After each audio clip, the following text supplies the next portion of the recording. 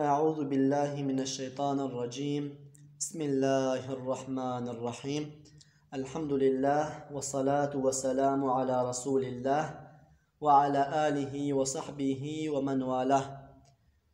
İnşallah şimdi kunut duasını okuyacağız. Şafii mezhebine göre Şafiiler için kunut duası. Bu kunut duası sizin de bildiğiniz gibi sabah namazında ikinci rekatta rükudan kalktığımız zaman, yani rükudan sonra doğrulduğumuzda i'tidal dediğimiz itidalde okunan bir duadır. Şafii mezhebine göre kunut duası meşhur olan budur. İnsan başka dualar da okuyabilir ama meşhur olan kunut duası budur. Biz de onu inşallah okuyacağız. Allahümme hdini fîmen hedeyt ve afini fîmen afeyt ve tevelleni fîmen tevelleyt ve barik li fîmâ a'tayt ve qini şerre mâ qadayt.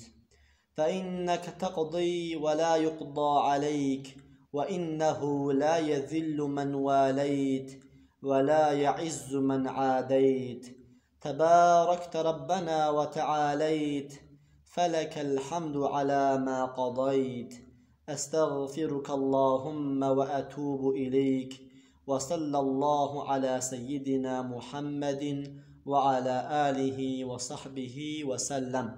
Bunu bitirdikten sonra insan artık secdeye gidiyor. Tabi bu şimdi söylediğimiz insan tek başına olduğunda bunu okuyacak. İnsan cemaatle kıldığında Allahümme hdina fîmen hedeyt. Bu ni yani nefs-i mütekellim dediğimiz yani bana zamirini biz yapacak.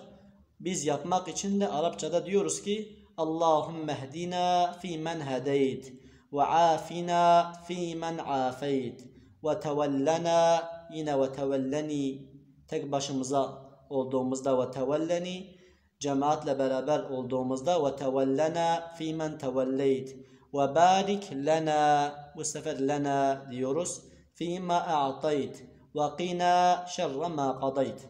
Diğerleri zaten yine aynıdır ta buraya kadar. Estağfiruke Allahümme, tek başımıza olduğumuzda estağfiruke diyoruz. Cemaatle beraber olduğumuzda nestağfiruke Allahümme ve netubu ileyk. Bu ve etubu ileykin yerine de ve netubu ileyk. Sonra ve sallallahu ala seyyidina Muhammedin ve ala alihi ve sahbihi ve sellem. Velhamdülillahi Rabbil alemin.